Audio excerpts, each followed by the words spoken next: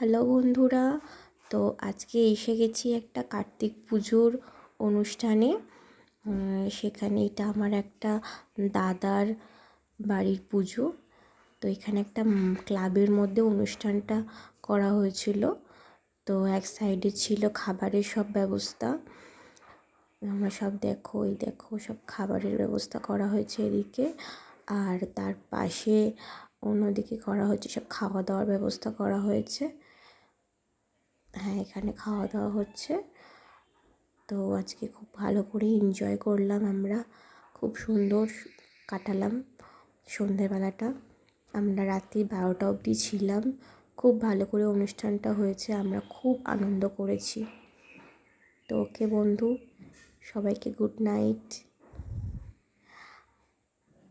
আর এখানে আমার ছেলে বসে আছে, আর ইনি আমার কর্তামশাই ক্যারাম খেলছে।